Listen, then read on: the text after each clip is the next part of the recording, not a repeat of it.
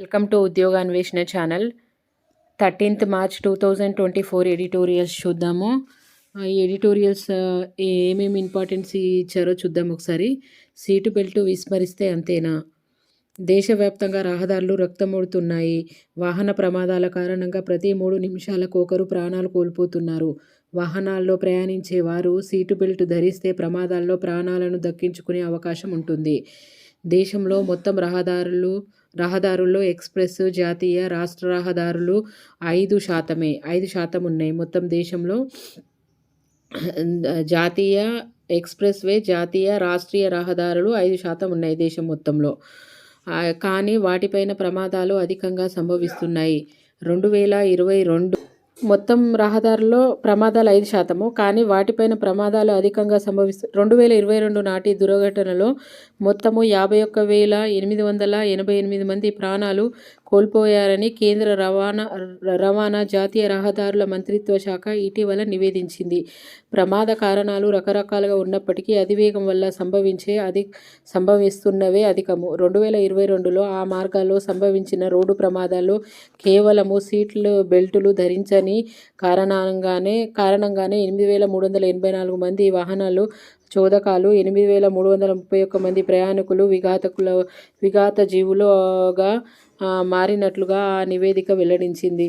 ట్రైన్ల ప్రయాణికులంతా seat బెల్టులు ధరిస్తే దురదృష్టవశాత్తు ప్రమాదము సంభవించిన 3/4 మంది కాపాడుకునే అవకాశం ఉంటుందని అధ్యయనాలు స్పష్టం చేస్తున్నాయి.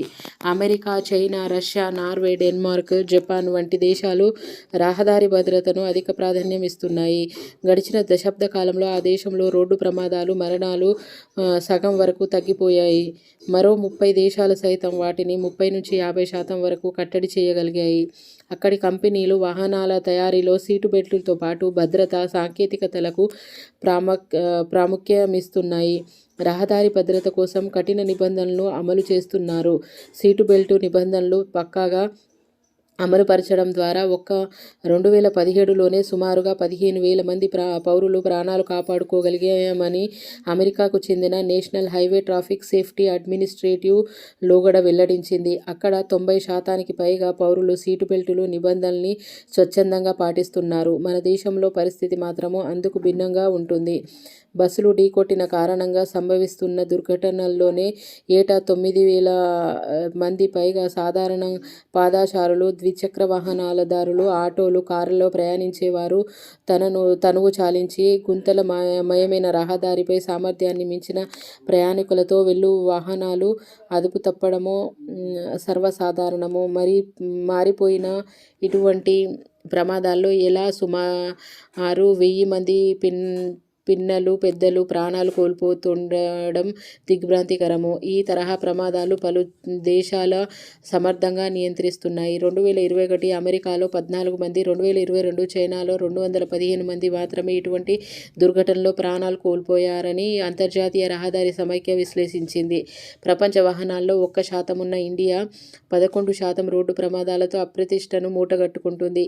దిగ్గజ పారిశ్రామికవేత్త సైరస్ మిస్త్రీ కారు ప్రమాదం నేపథ్యంలో సీటు బెల్టు నిబంధనపై కేంద్ర రవాణా జాతీయ రహదారుల శాఖ ప్రత్యేక దృష్టి సారించింది. 2022 అక్టోబర్ నుంచి తయారయ్యే కార్లు, వాన్లు, బస్సులు, ట్రక్కులలో ప్రయాణించే వారందరికీ రక్షణ కల్పించేందుకు సీటు బెల్టు బిగింపు, ఆడియో, వీడియో హెచ్చరిక సాంకేతికలకు వేగంగా నియంత్రణ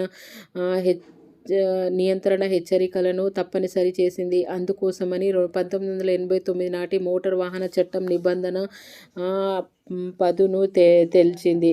అంటే 1989 మోటార్ వాహనాల చట్టము ఆ నిబంధనలను పదును తెచ్చింది. ట్రాఫిక్ నిబంధనలు ఉల్లంఘించే వారి గుర్తించేందుకు దేశవ్యాప్తంగా త్వరలో ఆటోమేటెడ్ టెస్టింగ్ స్టేషను ATSలు అమల్లోకి రానున్నాయి. వచ్చే 6 ఏళ్లలో రోడ్డు ప్రమాదం, మరణాలు, క్షతగాత్రుల సంఖ్యను సగానికి తగ్గించాలని కేంద్రం లక్ష్యము. ఆ దిశగా అవగాహన, ఎడ్యుకేషన్ చట్టాల అమలు, అత్యవసర సంరక్షణ, ఎమర్జెన్సీ కేర్, రహదారులు, వాహన సాంకేతికతలు, ఇంజనీరింగ్ వంటి బహుముఖ చర్యలను సమకట్టింది. క్షేత్రస్థాయిలో మాత్రము ఇవేమీ సరిగ్గా అమలవుతున్నట్టుగా కనిపించలేదు. పాఠశాల బస్సుల్లో ప్రతి సీట్లోనూ పిల్లలు బెల్టులు ధరించేలా చూడాలన్న 4 ఏళ్ల నాటి పంజాబ్, హర్యానా హైకోర్టు ఆదేశాలను మన్నన దక్కించినప్పుడని కేరళ సర్కారు 5 నెలల క్రితము ఆర్టీసీ బస్సు సహా అన్ని భారీ వాహనాల్లో సీటు బెల్ట్ తప్పనిసరి చేసింది. దాన్ని స్వచ్ఛందంగా పాటించడము వాహనదారులకు శిరోధార్యము, వారి కుటుంబాలకు క్షేమదాయకము. అంటే ఈ మధ్యలో రోడ్డు ప్రమాదాలు అత్యధికంగా సంభవిస్తున్నాయి. దానికి అనుగుణంగా కొన్ని నిబంధనలు పాటించాలని 1989 నాటి మోటారు వాహనాల చట్టాల నిబంధనలను ఇప్పుడు మళ్ళీ పదును పెట్టడము వల్ల కొంతవరకు ఈ రోడ్లు రక్తసిద్ధమవుతున్న వాటిని తగ్గించాలని యోచనలో ఉంది. చూద్దాము నెక్స్ట్ ఆర్టికల్. అడ్డగోలు వ్యయము, అప్పుల భారము.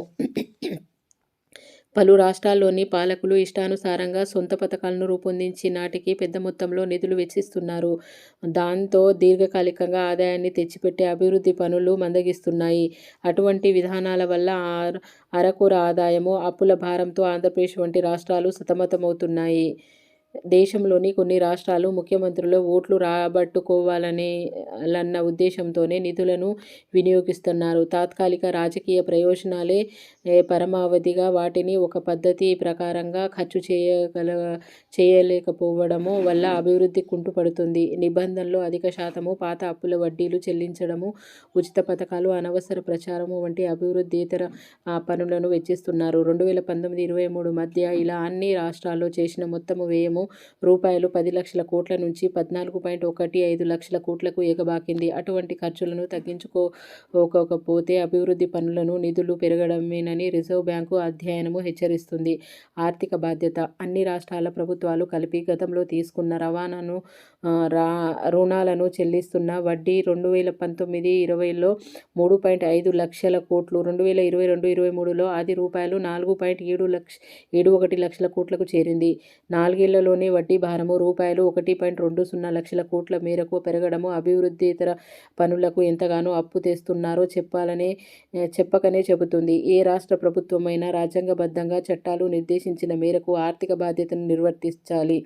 పలు రాష్ట్రాల్లో సీఎంలు సూచించిన పథకాల అక్కడి ప్రభుత్వాలు పెద్ద మొత్తంలో నిధులను గుమ్మరిస్తున్నాయి. రాజ్యాంగంలోని 150వ అధికరణ ప్రకారంగా comptroller and auditor general (CAG) సలహా ప్రకారంగా రాష్ట్రపతి ఆర్థిక పద్దుల నమూనాను రూపొందిస్తున్నారు. ఆ ప్రకారంగా రాష్ట్రాల కొత్త పద్దులను ప్రారంభించే ముందు రాష్ట్ర ప్రిన్సిపల్ అకౌంటెంట్ జనరల్ నుంచి ముందస్తు అనుమతి తీసుకోవాలి. కొన్ని రాష్ట్రాలు ఎటువంటి అనుమతులు తీసుకోకుండానే కొత్త పద్దులను ప్రారంభించిన వేల కోట్ల రూపాయల ఖర్చు చేస్తున్నాయి. రాష్ట్ర బడ్జెట్లో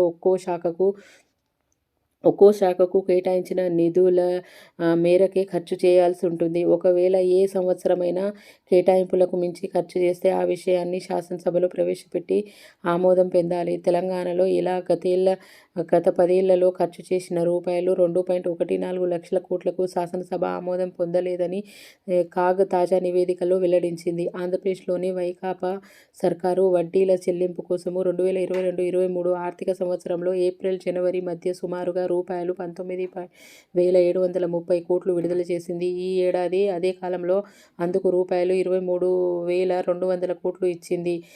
అంటే ఏడాది వ్యవధిలోనే ఏపీ ప్రభుత్వము వడ్డీ చెల్లింపుల రూపాయలు 3,470 కోట్ల మేర పెరిగాయన్నమాట. ఇటువంటి అభివృద్ధేతర ఖర్చులు, తడిసిమోపెడు వైఖరి సర్కారు రహదారుల మరమ్మతులు వంటి చిన్నపాటి పనులు కూడా చేయలేకపోతుంది.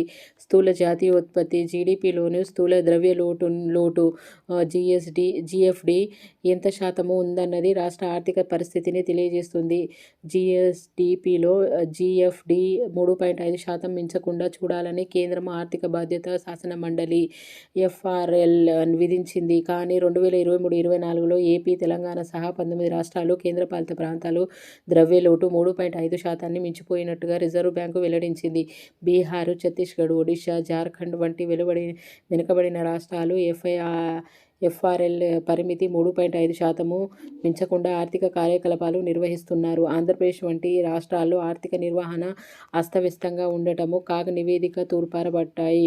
2023-24లో ఏపీ రాబడి రూపాయలు 2.60 లక్షల కోట్లకు పైగా ఉంటుందని వైకాపా సర్కారు బడ్జెట్లో పేర్కొంది. ద్రవ్యలోటుకు రూపాయలు 54,587 కోట్లుగా అంచనా వేసి ఆ మేరకు తెస్తామని చెప్పింది. కానీ 10 నెలల కాలంలో ద్రవ్యలోటు రూపాయలు 78,801 కోట్లకు చేరింది. ఆ మేరకు రుణాలు తీసుకొచ్చిన వైకాపా సర్కారు రాష్ట్రాన్ని అప్పుల ఊబిలోకి నెట్టిందని కాగ్ కడిగి పారేసింది.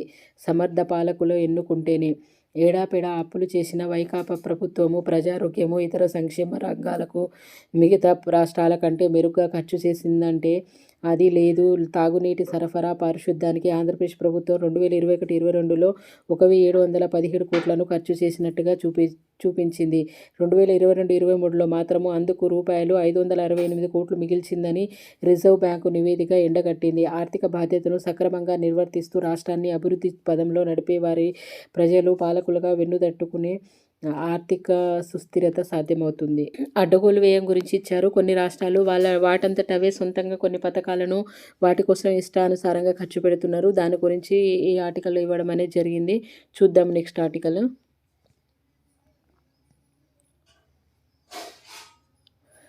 సైబర్ ఆసురుల వల సామాన్యుల విలవిల. ప్రపంచం వ్యాప్తంగా సైబర్ నేరాలు అంతకంతకు పెచ్చుమీరుతున్నాయి. భారత్లోనూ అతిపెద్ద సంఖ్యలో నమోదవుతున్నాయి. ప్రభుత్వ, ప్రైవేటు సంస్థలతో పాటు పౌరుల ఎలక్ట్రానిక్ ఉపకరణల నుంచే సైబర్ ఆసురుల డేటాను తత్పరిస్తున్నాయి. అటువంటి నేరాల కట్టడికి బహుముఖ చర్యలు అత్యావశ్యకము. ఆధునిక సాంకేతికత విద్య, వైద్యం, బ్యాంకింగ్, వాణిజ్యము వంటి ఎన్నో రంగాలకు అత్యంత కీలకంగా మారాయి.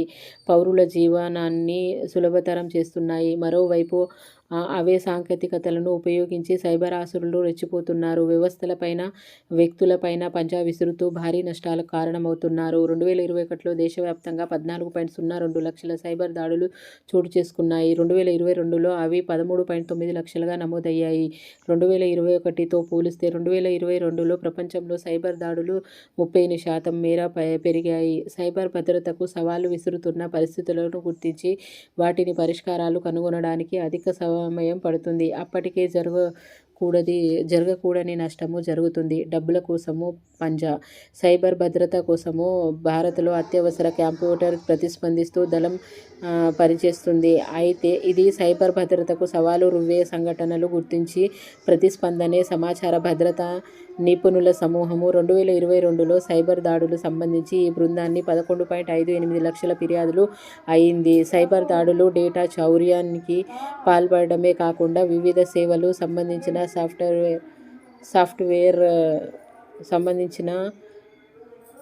సాఫ్ట్వేర్ లక్ష్యంగా చేసుకొని దాన్ని పనిచేయకుండా అడ్డుకుంటున్నారు. ఎటువంటి సమస్యలను అత్యవసర స్పందన దళము పరిష్కరిస్తుంది. భవిష్యత్తులో డేటా, సాఫ్ట్వేర్కు రక్షించుకునే అంశంపై సంస్థలను, ప్రజలను అవగాహన పెంపొందిస్తుంది. సైబర్ భద్రతా వ్యవస్థలను మరింతగా కట్టుదిట్టం చేసేందుకు ఈ నిపుణులు ఎప్పటికప్పుడు పరిశోధనలు చేపడుతుంటారు.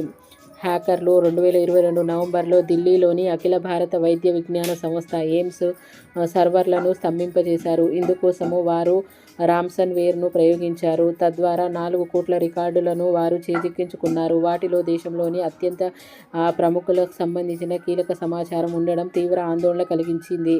ఎయిమ్స్ కంప్యూటర్ వ్యవస్థను తిరిగి మామూలు స్థితికి తీసుకురావడానికి హ్యాకర్లు భారీ ఎత్తున డబ్బులు డిమాండ్ చేస్తున్నట్టుగా కథనాలు వచ్చాయి. 2023 జూన్లో సైబర్ నేరగాళ్లు మళ్లీ ఎయిమ్స్ కంప్యూటర్ వ్యవస్థలోని చొరబడేందుకు సాఫ్ట్వేర్ సహాయంతో ప్రయత్నిస్తున్నారు. అయితే కంప్యూటర్ నిపుణులు అక్కడి సైబర్ భద్రతా వ్యవస్థలను ఉపయోగించి ఆ ప్రభుత్వాన్ని విజయవంతంగా అడ్డుకున్నారు. దాంతో అక్కడి సేవలకు ఎలాంటి అంతరాయాలు కలగలేదు.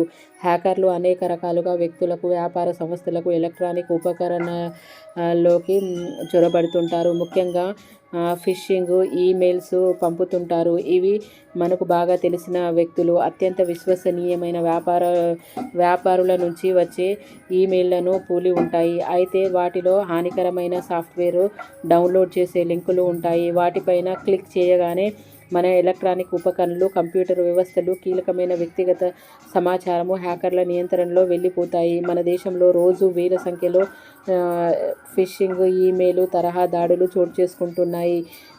వీటి బారి నుంచి తప్పించుకోవాలంటే మనకు వచ్చే ప్రతి ఈమెయిల్ గుడ్డిగా విశ్వసించకూడదు. మరికొందరు సైబర్ నేరస్తులు రామ్సర్వేర్ అనే హానికరమైన సాఫ్ట్వేర్ను వినియోగదారులు, సంస్థల కంప్యూటర్లోకి పంపుతుంటారు. దోపిడీకి ఇది అత్యంత సులభత మార్గము చెబుతుంటారు. ముందుగా కంప్యూటర్ వ్యవస్థల నుంచి విలువైన సమాచారాన్ని తస్కరించి తర్వాత వాటిని పనిచేయకుండా చేస్తారు. దాంతో వ్యక్తిగతంగా, వాణిజ్యరకంగా భారీ నష్టాలు చవిచూడాల్సి వస్తుంది. పైగా సైబర్ నేరస్తులు భారీగా డబ్బులు డిమాండ్ చేస్తుంటారు. అందుకే వ్యాపార సంస్థలు తమ సమాచారాన్ని మరో చోట ప్రత్యేకమైన సర్వర్లో నిక్షిప్తం చేసుకోవాలి. మరోవైపు మాల్వేర్గా పిలిచే హానికరమైన సాఫ్ట్వేర్ దారులకు ఉపయోగిస్తుంటారు. ఇది కంప్యూటర్లోని సమాచార వ్యవస్థపైన ఆధిపత్యం సాధించి వాటిలో మార్పులు చేర్పులు చేయడానికి దోహదపడుతుంది. ఎక్కువగా సమాచారాన్ని తస్కరించడానికి, తారుమారు చేయడానికి సైబర్ నేరగాళ్లు దీన్ని ఉపయోగిస్తున్నారు. కంప్యూటర్ నెట్వర్క్లోని వైరస్ చొప్పించడం ద్వారా సంస్థలు, వ్యాపారాలు దెబ్బతీయడానికి సైతము మాల్వేర్ను ఉపయోగిస్తున్నారు. ఒకసారి మాల్వేర్ను కంప్యూటర్ నెట్వర్క్లోకి విడుదల చేస్తే దాంతో అనుసంధానమైన అన్ని వ్యవస్థలు, ఉపకరణలు తీవ్ర ప్రభావానికి లోనవుతాయి. ఇటువంటి దాడులు గుర్తించి నిరుడు కనుక్కోవడానికి కొన్నిసార్లు వారాలు, నెలల తరబడి సమయం పడుతూ ఉంటుంది. అప్రమత్తతే కీలకము. ఆధునిక కాలంలో అంతర్జాలం లేనిదే ఏ పని ముందుకు సాగడం లేదు. రోజువారీ వ్యక్తిగత పనులతో పాటు వ్యాపారాలు సాగించడానికి రకరకాల వెబ్సైట్లను ఉపయోగించాల్సి వస్తుంది. కాబట్టి వాటిని లక్ష్యంగా చేసుకొని సైబర్ ఆసురుల దాడులు, దోపిడీకి పాల్పడుతున్నారు. ఈ తరహా ఇబ్బందులకు గురికాకూడదంటే వినియోగదారులు తమ కంప్యూటర్ వ్యవస్థను కట్టుదిట్టమైన సాఫ్ట్వేర్ పెట్టుకోవాలి. తమకు వచ్చే ఈమెయిల్లు జాగ్రత్తగా పరిశీలించి వాటిలో ఉండే లింకులకు అస్సలు క్లిక్ చేయకూడదు. అనుమానాస్పద ఈమెయిల్లు, వెబ్సైట్ల జోలికి వెళ్ళకపోవడమే ఉత్తమము. అత్యంత నాణ్యమైన యాంటీవైరస్ కంప్యూటర్లు, ఎలక్ట్రానిక్ ఉపకరణలతో వినియోగించడం ద్వారా వ్యక్తులు, వ్యాపార సంస్థలు సైబర్ నేరాల నుంచి రక్షణ పొందవచ్చును. ఈ విషయంలో ప్రజలను జాగరూకులకు చేయడము ఎంతో అవసరము. సైబర్ దాడులు ఎలా జరుగుతాయి, వాటిని ఎలా గుర్తించాలి, ఎటువంటి జాగ్రత్తలు తీసుకోవాలి, ఎవరికి ఫిర్యాదు చేయాలనే విషయాలను విస్తృత స్థాయిలో ప్రచారం కల్పించాలి. ముఖ్యంగా విద్యా సంస్థలు, ఆస్పత్రులు, ప్రభుత్వ, ప్రైవేట్ కార్యాలయాల్లో అవగాహన కార్యక్రమాలు నిర్వహించాలి. సైబర్ దాడులకు సమర్థంగా తిప్పికొట్టే అత్యాధునిక వ్యవస్థలను, నిపుణుల బృందాలను ఎక్కడికక్కడ ఏర్పాటు చేసుకోవాలి. ఇటువంటి బహుముఖ చర్యలతో పూర్తి స్థాయిలో సైబర్ భద్రతకు సాకారం అవుతుంది. ఈ మధ్యలో వార్తల్లో మనం ఎక్కువ చూసినాము, సైబర్ అసురులు ఎక్కువగా సామాన్యుల నుండి డబ్బులను, విలువైన సమాచారాన్ని తస్కరిస్తున్నట్టుగా. పోలీసులలో ఈ కథనాలు ఎంతో సైబర్ దాడులు జరిగినప్పటికీ పూర్తి స్థాయిలో దీని గురించి ఇంకా ప్రజలకు న్యాయం జరగాలంటే వాళ్ళు కొంతవరకు జాగ్రత్తగా ఉండాలి. ఏవంటే అవి మెయిల్లను, కంప్యూటర్ నెట్వర్క్లో దేన్ని పడితే దాన్ని క్లిక్ చేయడము, మాల్వేర్లను కూడా ఉపయోగించడం ద్వారా మన డేటా అనేది తస్కరించబడుతుంది అని ఇవ్వడం జరిగింది. Next article. అమ్ముల పొదిలో దివ్యాస్త్రము. మిషన్ దివ్యాస్త్ర ప్రయోగము సాఫల్యము భారత రక్షణ రంగం చరిత్రలో చిరస్మరణీయం. ప్రకారము బహుళ వార్హెడ్లను మోసుకుపోయే అగ్ని-5 క్షిపణి పూర్తిగా స్వదేశీ పరిజ్ఞానంతో రూపొందడము యావత్ జగత్తుకి గర్వకారణము. సాధారణంగా సాంప్రదాయ మిసైల్ ఏదైనా ఒక వార్హెడ్నే తోడ్కొని పోతుంది, నిర్దేశిత లక్ష్యాన్ని ఛేదిస్తుంది. MRV multiple independent target reentry vehicle సాంకేతిక పరిజ్ఞానం సహాయంతో ఒకే లక్ష్యం పరిమితిని డిఆర్డిఓ రక్షణ పరిశోధన అభివృద్ధి సంస్థ శాస్త్రవేత్తలు తొలి యత్నంలోనే అధిగమించారు. ఒక క్షిపణి వివిధ వార్హెడ్లను తమతో మోసుకెళ్లి వేరువేరు చోట్ల ప్రయోగించగలదని సమర్థంగా నిరూపించారు. ఇప్పటి వరకు ఈ తరహా సాంకేతిక పరిజ్ఞానము అమెరికా, రష్యా, యూకే, ఫ్రాన్స్, చైనాలపై పరిమితమైంది. అబాబిల్ అనే క్షిపణికి నిరుడు ప్రయోగించినప్పుడు తను ఎంఐఆర్వి సాంకేతికతను పరిరక్షిస్తున్నట్టుగా పాకిస్తాన్ చెబుతున్నా దానిపైన భిన్నాభిప్రాయాలున్నాయి. అటువంటి సందిగ్ధతకు అణుమాత్రమైన తావివ్వకుండా దివ్యాస్త్ర ప్రయోగంలో దిగ్విజయం సాధించిన డిఆర్డిఓ బృందంపైన నేడు అభినందనలు విరజల్లు కూరుస్తుంది. గతంలో అగ్ని-1 నుండి 4 వరకు భిన్న శ్రేణులు క్షిపణుల్ని పరీక్షించారు. 700 కిలోమీటర్ల నుంచి 3500 కిలోమీటర్ల వరకు పరిధికి కలిగిన మిసైళ్లను ఇప్పటికే సైనిక శిబిరాలు నిమిత్తము వినియోగించారు. 5000 కిలోమీటర్లకు పైగా పరిధి కలిగిన అగ్ని-5 ఖండాంతర క్షిపణి యావత్ చైనాను, ఐరోపాలో కొంత భాగాన్ని గురిపెట్టగలదంటున్నారు. 2012 సంవత్సరం నుంచి పగలు దశల ప్రయోగాల అనంతరం ఏకకాలంలో బహుళ లక్ష్యాల ఛేదనలో అణ్వస్త్రాన్ని మోసుకెళ్లడంలో అగ్ని-5 సామర్థ్యము సందిగ్ధంగా రుజువైంది. వాటిని భారీ ఉత్పత్తి సైన్యంలో మోహరింపు చురుకందుకుంటూనే శత్రు భీకర శక్తిగా ఇండియా శిరెత్తుకోగలుగుతుంది. సుమారుగా దశాబ్దాల క్రితము అగ్ని-5 స్వభావాలను బహిర్గతమైనప్పుడు ఆ ఖండాంతర క్షిపణి ప్రధానంగా చైనా ముప్పును దృష్టిలో పెట్టుకుని లక్షిస్తున్నారన్న విశ్లేషణలు వెల్లువెత్తాయి. అగ్ని క్షిపణుల పరిధిని క్రమేపీ పెంచుకుంటూ రావడానికి చైనా, పాకిస్తాన్ పరోక్షంగా పుణ్యం కట్టుకుంటున్నాయని నిష్ఠూర సత్యము. అగ్ని-5 మోహరింపు దరిమిలా దేశ భద్రతకి ఢోకా లేదనుకునే వీల్లేదు. 11,000 కిలోమీటర్లు పైగా పరిధి కలిగిన DF-31 క్షిపణి రోడ్డు మార్గాన ఎక్కడికక్కడ తలచినంతనే భారత్లో ఏ ప్రధాన నగరం మీదైనా గురిపెట్టగల సామర్థ్యాన్ని చైనా సుమారుగా 7-8 ఏళ్ల క్రితమే సంపాదించింది. మన వద్దనున్న వార్ హెడ్లు అధికంగా చైనా ఆయుధాగారంలో పోగుపడి ఉన్నాయి. అయినా జల, వాయు, భూతల యుద్ధాల్లో సరిపాటి లేని బ్రహ్మోస్ క్రూజ్ క్షిపణి భారత్ బలగాల్లో ఆత్మస్థైర్యం నింపుతుంది. చైనా, పాక్ల రూపేణా జంట ముప్పుల్ని కలలోనైనా విస్మరించలేని ఇండియా ఎప్పటికప్పుడు తదుపరి లక్ష్యాలను నిర్దేశించుకుంటూ ముందడుగు వేస్తూనే శత్రు దుర్భేద్యం కాగలుగుతుంది. ఆ బృహత్కర లక్ష్య సాధనలో భాగంగా 9,000 నుంచి 12,000 కిలోమీటర్ల పరిధి కలిగి ఉండేలాగా అగ్ని-5 సృష్టిపైన DRDO దృష్టి కేంద్రీకరించామంటుంది.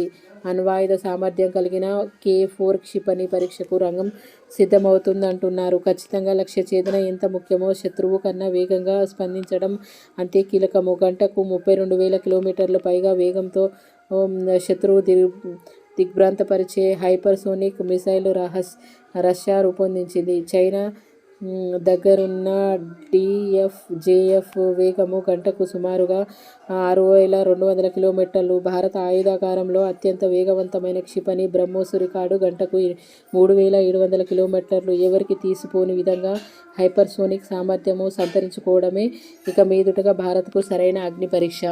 ఇదండి ఈరోజు ఇంపార్టెంట్ ఎడిటోరియల్స్. మీకు నచ్చితే ఈ ఛానల్ని లైక్ చేయండి, షేర్ చేయండి, సబ్స్క్రైబ్ చేయండి.